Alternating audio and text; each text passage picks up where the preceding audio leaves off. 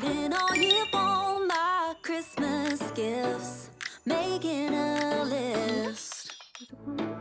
Shiny, wrapped up in a bow, something just for me.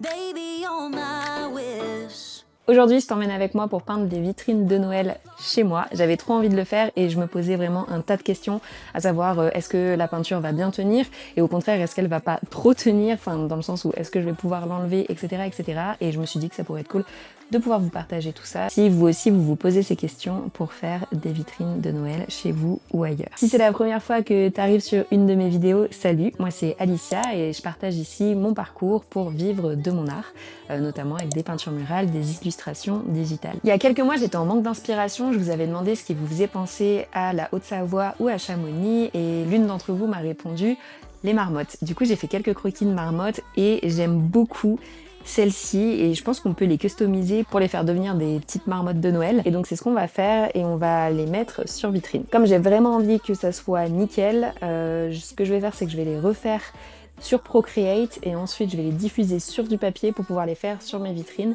et pas les faire à main levée. Aujourd'hui je vais essayer d'utiliser plusieurs techniques pour voir en quoi les résultats vont être différents sur toutes les fenêtres de mon appart. Allez c'est parti, on va se mettre au dessin. Bunny boxes blue and turtle doves. Kissing on a gas lamp sidewalk underneath the starry sky.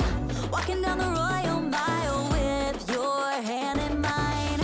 Feeling like it's gonna happen, that my wish is coming true. I know that I'll be spending Valentine's with you. Singing the old carols by candlelight. Roasting chestnuts on the open fire. Every little thing with you just feels right. So right, 'cause Santa always comes at night. I've been waiting on this until Allez, on vient enfin à la partie la plus intéressante. always comes at night. Santa always comes at Dessiner! moonbeams and ladies. C'est ouf parce que perso les temps de préparation, là où on doit mettre sur le rétroprojecteur, bien caler la feuille pour que ça soit parfait et tout, je déteste. Et dessiner à travers une vitre avec un pochoir comme ça, c'est bien plus dur qu'il n'y paraît.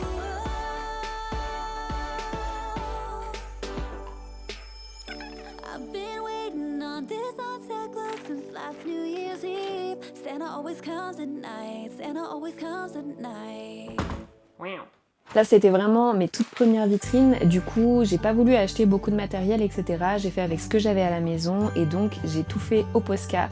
J'avais qu'un seul Posca blanc et je trouve que c'est une bonne idée pour faire des décos de Noël économiques quand on n'a pas trop de budget à mettre dans des guirlandes, des boules etc. puisque ça peut vite être onéreux. Là avec un seul Posca, j'ai fait ma baie vitrée et les fenêtres derrière moi et au final ça habille vachement bien la pièce pour Noël.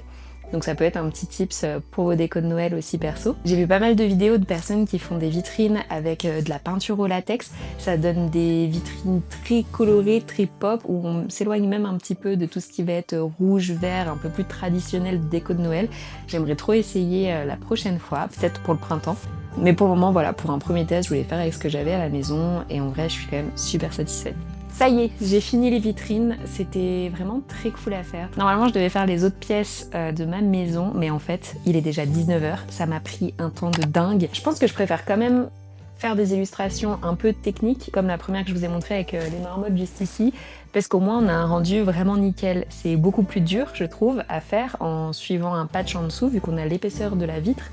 Et en fait, ça fait un décalage de dingue où il faut vraiment bien se positionner toujours au même endroit pour pouvoir le faire. Mais je trouve que le rendu est quand même vachement plus sympa. À l'inverse, les petites maisons que j'ai faites sur la grande baie vitrée, c'était plus ludique, plus rigolo, où je laissais libre cours à mon imagination. Bon, même si en vrai, je les ai préalablement dessinées sur la tablette, parce que j'aime bien avoir une idée un peu d'où je vais pour que le rendu soit quand même au rendez-vous. Mais quand même à dessiner c'est plus ludique, plus sympa, faut quand même être assez sûr de ses traits pour qu'ils soient bien droits et avoir un joli rendu. Dans tous les cas, je trouvais ça vraiment trop bien. Le mieux, ça serait de pouvoir en faire sur des vraies vitrines dans des magasins. Peut-être que ça viendra un petit peu plus tard. Voilà, je pense que je vais m'arrêter ici pour aujourd'hui. Si cette vidéo vous a plu, n'hésitez pas à la liker, à la commenter et surtout à vous abonner.